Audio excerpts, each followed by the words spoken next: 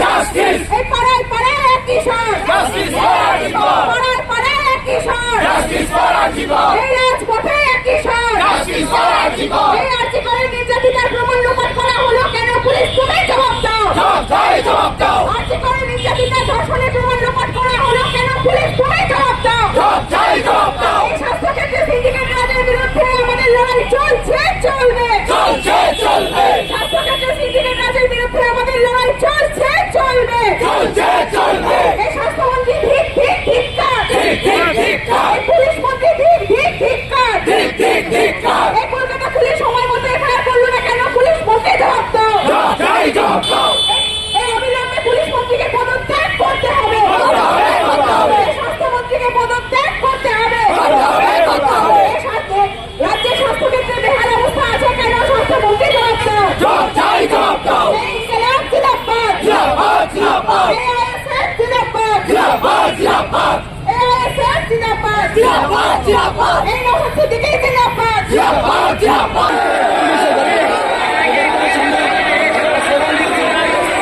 আমাদের কংগ্রেস মেয়েরা, আমাদের সাথীরা, আমাদের সংগ্রামী মেয়েরা, তারা তো ব্যারিকেড ব্রেক করেছে। এখন আমরা ব্যারিকেডের আরো এপাশে চলে এসেছি।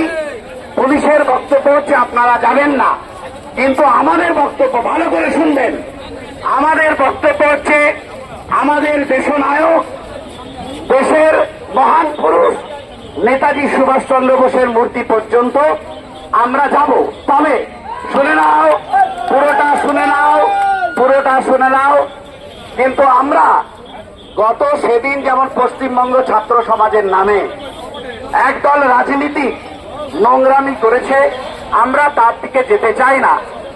আমাদের জুবির নেতৃত্বে মেয়েরা অলরেডি পুলিশের যে ব্যারিকেড, সেই ব্যারিকেড ভেঙে আরো অন্তত 15 মিটার চলে এসেছি। কারণটা কি? নিশ্চিত কিছু কারণ আছে।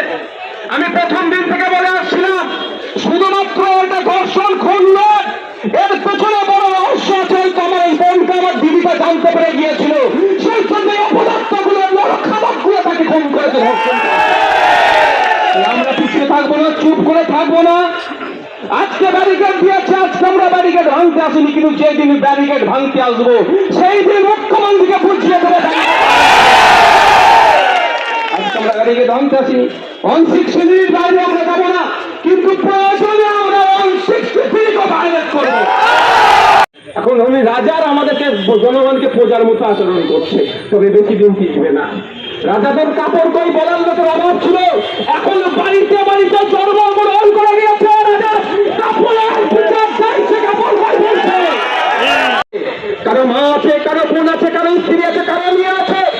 প্রত্যেকটা বলছি সদাগর, যেটা জায়গা থেকে এর আওয়াজ তুলুন, যেটা মতো করে তুলুন, যতটা ক্ষমতা আছে সেটাকে আওয়াজ তুলুন। জাস্টিস ফর আর্জিকর, আর্জিকরের তিলোত্তমার যদি আমরা বিচার পাই, আগামী দিনে মানুষের মনের মধ্যে যে প্রতিযুক্তি বিচার মধ্যে ঢুকে আছে, মনে দৃশ্য দাফন বা দাহ করে ফেলেছে। দুর্ভাগ্যের বিষয়, এই ঘটনা তো বেড়ে যাচ্ছে কেন? কামদুনিতে উনি বলেছিলেন 1 মাসের মধ্যে হয়ে যাবে, আর 10-11 বছর পরে অনেকজন বেকসুর খালাস হয়ে গেল। যদি বেকসুর খালাস হয়ে থাকে, যদি দোষ না করে বেকসুর খালাস হয়ে যায়, তাহলে তার প্রায় 11-12 বছর কেন রাজ্য প্রশাসন নষ্ট করলে জবাব আমাদেরকে চাইতে হবে। আর দোষী হওয়ার পরও যদি ছাড় পেয়ে যায়, তাহলে ভেতরে কি সেটিং ছিল সেটা আমাদেরকে